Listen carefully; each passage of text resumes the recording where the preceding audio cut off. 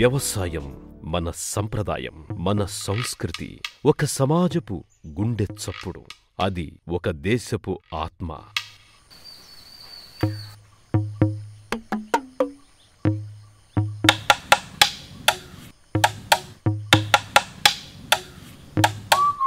అది తరతరాలుగా ప్రకృతిలో అంతర్భాగంగా కలిసిపోయి తన ఉనికిని నిలబెట్టుకుంటోంది.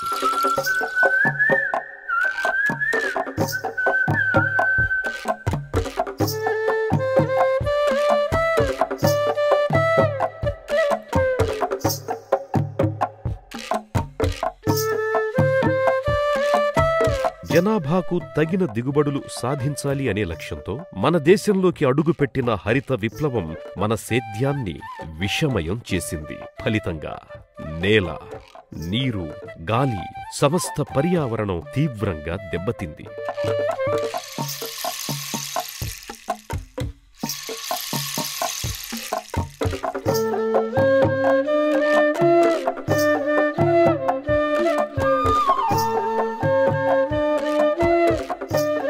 జీవ వైవిధ్యం క్రమంగా అంతరించడం మొదలయ్యింది. హైబ్రిడ్ విత్తనాలు, రసాయన ఎరువులు, పురుగుమందులు వెరసి వ్యవసాయం రైతుకు తలకు మించిన భారమైపోయింది.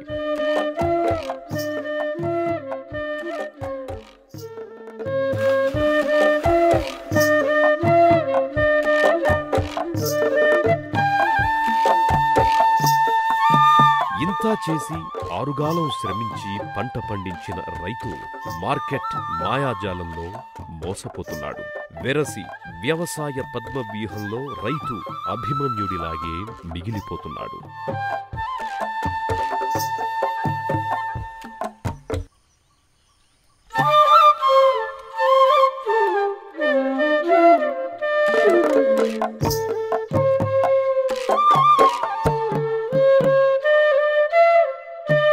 ఈ రసాయన వ్యవసాయం ఒక ప్రకృతిని, రైతునే కాదు, ప్రజల ఆరోగ్యాన్ని సైతం ధ్వంసం చేస్తోంది. యావత్ జాతి విలువైన సంపదను నిర్వీర్యం చేస్తోంది.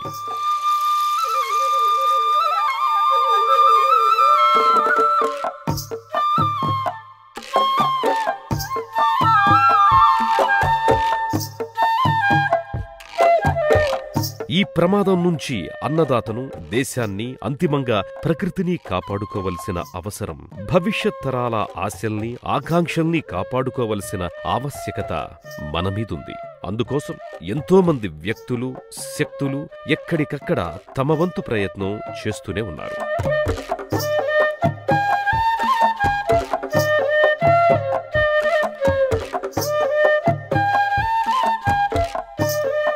అదే బాటలో ఆదిలాబాద్ కేంద్రంగా పనిచేస్తున్న ఏకలవ్య ఫౌండేషన్ సేంద్రియ వ్యవసాయంపై రైతులకు అవగాహన కల్పిస్తోంది. కొత్త తరానికి వ్యవసాయంపై అవగాహన కల్పించి సరికొత్త వ్యవసాయ భారతానికి అంకురార్పణ దిశగా అడుగులు వేస్తోంది.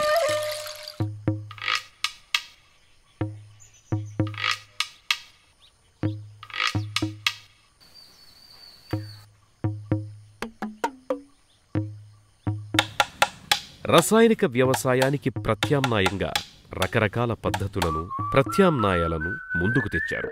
సేంద్రియ వ్యవసాయం, ప్రకృతి వ్యవసాయం, పర్మాకల్చర్ లాంటి పలు పద్ధతులతో రైతులు సందిగ్ధానికి లోనవుతున్నారు. రసాయన రహిత వ్యవసాయానికి ఇప్పటిదాకా ఒక ప్రామాణిక పద్ధతంటూ లేదు. దీనిని గుర్తించిన ఏకలవ్య ఫౌండేషన్ సేంద్రియ వ్యవసాయానికి ఒక స్పష్టమైన దిశానిర్దేశాన్ని కల్పించే ప్రయత్నం చేస్తోంది.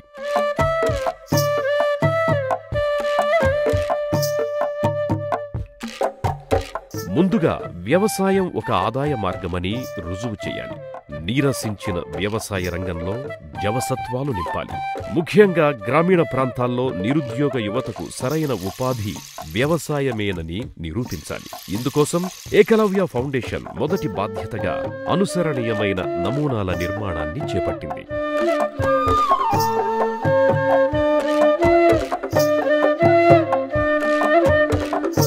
మహబూబ్ నగర్ జిల్లా కల్వకుర్తిలో ఒక క్షేత్రం, ఆదిలాబాద్ జిల్లా లింగాల, రిమ్మ గ్రామాల్లో 2 క్షేత్రాలను నెలకొల్పింది.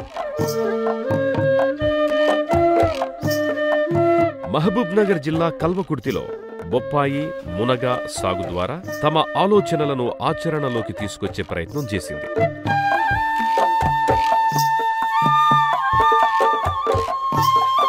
ఒకనాడు కేవలం ఇంటికే పరిమితమైన బొప్పాయి వాణిజ్యపరంగా ఇవాళ విస్తృత ప్రాచుర్యంలోకొచ్చింది. నేలను సిద్ధం చేసుకోవడం నుంచి ప్రతి అడుగులో ప్రామాణికత కనిపిస్తుంది.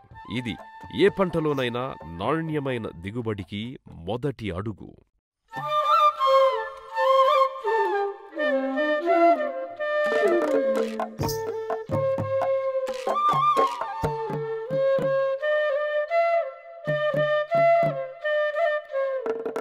నా పేరు రమాకాంత్. ఈ ఏకలవ్య ఫౌండేషన్ సేంద్రియ వ్యవసాయ పథకానికి ఈ ప్రాజెక్ట్ హెడ్గా చేస్తున్నాను. పొప్పయ్య 5 ఎకరాల విస్తీర్ణంలో పొప్పయ్య సాగు చేస్తున్నాం పూర్తి స్థాయి సేంద్రియ వ్యవసాయ పద్ధతులలో. ఇంతకుముందు పొప్పయ్య గత 10 సంవత్సరాల ముందు ఇంతకనము తినేటోళ్ళు కాదు జనాలు. సో ఇప్పుడు ఈ తాయివాన్ రెడ్ లేడీ మార్కెట్లకు వచ్చేసరికి దిగుబడిలో గణనీయంగా, తర్వాత ఈ దూరం రవాణాకు అనుకూలమైన వెరైటీ ఇది. తర్వాత కొంచెం టేస్ట్ కూడా స్వీట్ ఉండడంతో చాలా వినియోగంలోకి వచ్చింది తినడము. సో ఈ భూమి తయారీ చేసేటప్పుడు మేము 8 ఫీట్ల దూరంలో ట్రాక్టర్తో బోదెలు వేసుకున్నాము, బెడ్స్. ఈ బోదెలు వేసుకున్న తర్వాత ఏం చేసినామంటే బోదెల్ని చదును చేసుకొని బోదెల మీద 6 ఫీట్లకు ఒకటి చున్నంతో మార్కింగ్ వేసుకొని 2 ఫీట్లు బై 2 ఫీట్లు గుంత తీసినాం. గుంత తీసి ఆ గుంతలో మట్టిలో ఎకరానికి 1 క్వింటాలు వేపపిండి మరియు ఎకరానికి 1 క్వింటాల్ ఘనజీవామృతం ఇవి మంచిగా మిక్స్ చేసి మంచిగా కలిపి ఆ గుంతను పూడ్చేసినాం. సో గుంతను పూడ్చిన తర్వాత ఆ బోదె మీదకి వెళ్ళి ఇన్లైన్ డ్రిప్పర్ వేసి ఫిట్నర దూరంలో డ్రిప్పర్ డిశ్చార్జ్ ఉండేటట్టు 2 లీటర్లు పర్ అవర్ డిశ్చార్జ్ ఉండే డ్రిప్ ల్యాటరలు పరిచేసి దాని పైకి వెళ్ళి ఈ మల్చింగ్ ప్లాస్టిక్ 30 మైక్రాన్ల మల్చింగ్ ప్లాస్టిక్ వేసినాం. ఈ మల్చింగ్ ప్లాస్టిక్ వేసే ఉద్దేశం ఏంటంటే ఒకటేమో కలుపు నివారణ, రెండోదేమో తేమ ఆవిరి కాకుండా భూమిలో తేమను అట్లనే పట్టుకొని ఉంటుంది. కాబట్టి ఉన్న తక్కువ నీటి వనరులను ఎఫెక్టివ్గా యూజ్ చేయడానికి డ్రిప్పు ప్లస్ మల్చింగ్ ప్లాస్టిక్ బోదే విధానం, ఈ విధానంలో మేము సాగు చేస్తున్నాం. పంట దిగుబడిలో మొక్కల సంఖ్య, మొక్కల మధ్య దూరం చాలా కీలకమైన అంశం. దీనివల్ల మొక్కలకు సరైన వాతావరణం కల్పించబడి అధిక దిగుబడొచ్చే అవకాశం ఉంది.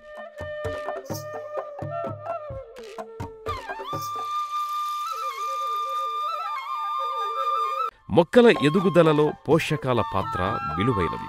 ఉద్యాన పంటలకు సేంద్రియ ఎరువుల ద్వారా పోషకాలను అందించి మొదటి ఏడాదిలోనే అధిక దిగుబడిని సాధించే ప్రయత్నం చేస్తున్నారు.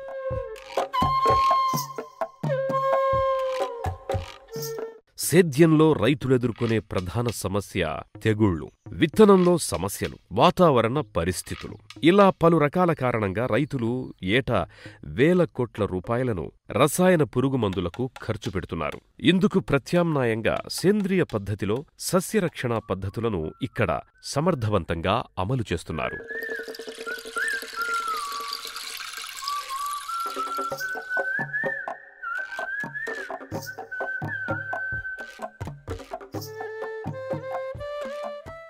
ఆరుగాలం శ్రమించి పంట పండించిన రైతు మార్కెటింగ్ విషయంలో తీవ్రమైన ఇబ్బందులను ఎదుర్కొంటున్నాడు. ఈ సంక్లిష్ట పరిస్థితిని అధిగమించడానికి ఏకలవ్య ఫౌండేషన్ తీవ్రంగా ప్రయత్నిస్తోంది.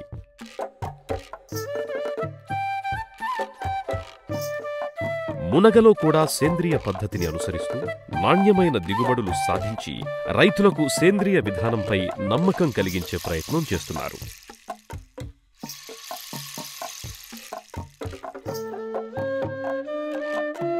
సేంద్రియ వ్యవసాయంలో భాగంగా 7 ఎకరాలు మునుగ తోట ఇక్కడ పెట్టడం జరిగింది. ఇది 6 ఫీట్లు బై 8 ఫీట్ల డిస్టెన్స్లో పెట్టాము. ఎకరానికి 900 మొక్కలు. ఇది మొత్తము ఈ 7 ఎకరాలలో 5500 మొక్కలు పెట్టడం జరిగింది. ఇది సమృద్ధి అనే రకము, ఇది పీకేఎం కానీ ఇంకా కొంచెం అడ్వాన్సు. సమృద్ధి అనే రకం పెట్టాము. ఇది పూర్తి స్థాయిలో సేంద్రియ వ్యవసాయ పద్ధతులలోనే మనం దీన్ని పండిస్తున్నాము. మొదట వేపపిండి ద్రవ జీవామృతం ఫర్మెంటేషన్ చేసి మొక్క పెట్టిన తర్వాత వేశాము. తర్వాత డ్రిప్లో జీవామృతము పంచగవ్య కాంబినేషన్లో దీనికి వదులుతున్నాము. తర్వాత సేంద్రియ పద్ధతిలో ఎన్పికేలు వదులుతున్నాము.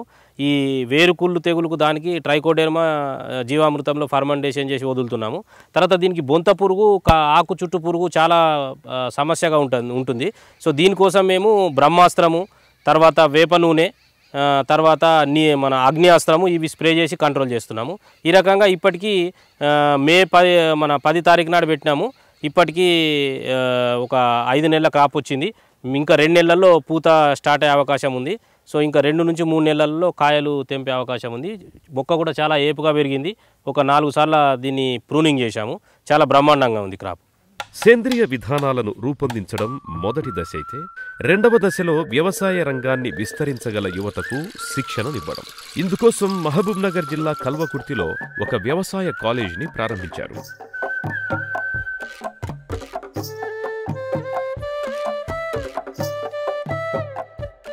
సేంద్రియ వ్యవసాయ కళాశాల ఏకలవ్య ఫౌండేషన్ ఏదైతుందో దాని ద్వారా స్థాపించబడింది. 10వ తరగతి పాస్ అయి ఉండి వ్యవసాయంతో సంబంధం ఉన్నటువంటి వాళ్ళు అవసరం ఉంటుంది.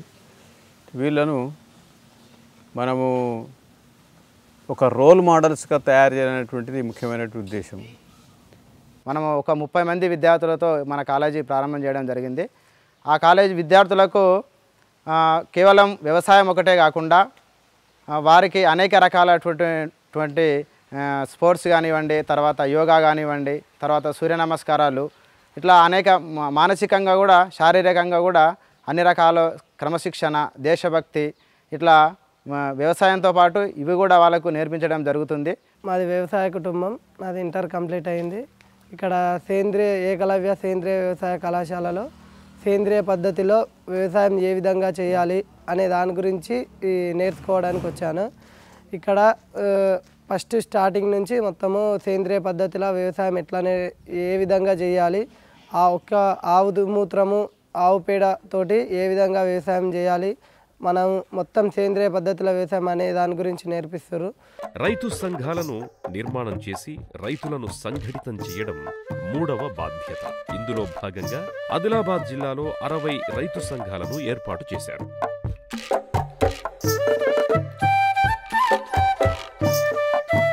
ఈ సంఘాల ద్వారా రైతుల్లో సహజ వ్యవసాయ సాగుపై అవగాహనను కల్పిస్తోంది ఏకలవ్య ఫౌండేషన్.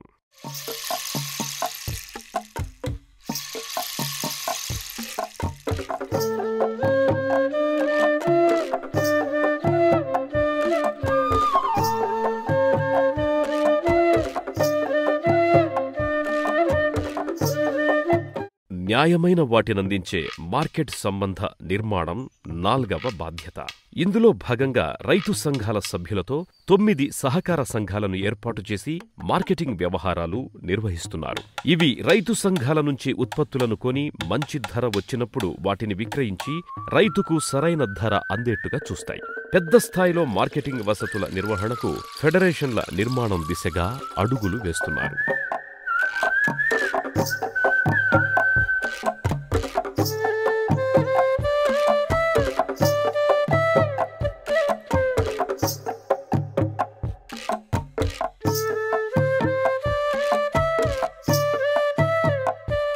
ఈ వ్యవస్థలన్నింటినీ సమన్వయపరచి విత్తన దశ నుండి అమ్మకాల వరకు రైతును స్వావలంబన దిశగా సాగే పరిస్థితుల్ని కల్పించడం 5వ బాధ్యతగా ఏకలవ్య ఫౌండేషన్ ముందడుగు వేస్తోంది.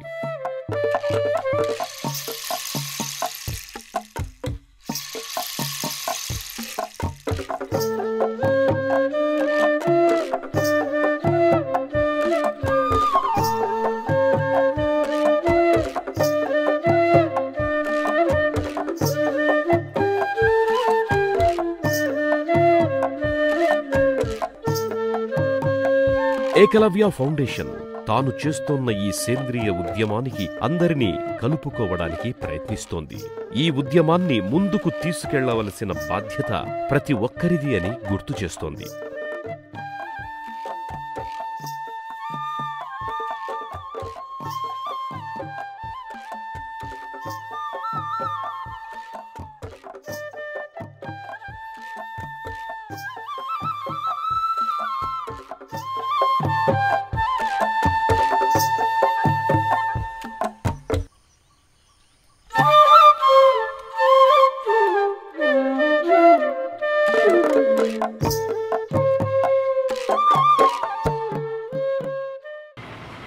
సేంద్రియ వ్యవసాయం పైన రానున్న సంవత్సరాల్లో దృష్టి కేంద్రీకరించి విస్తృతంగా పనిచేయాలని రంగారెడ్డి, మహబూబ్ నగర్, ఆదిలాబాద్, మెదక్ జిల్లాల్లో రానున్న 3 సంవత్సరాల్లో 10,000 ఎకరాలకు దీనిని విస్తరింపజేయాలనేది ఏకలవ్య ఫౌండేషన్ లక్ష్యం.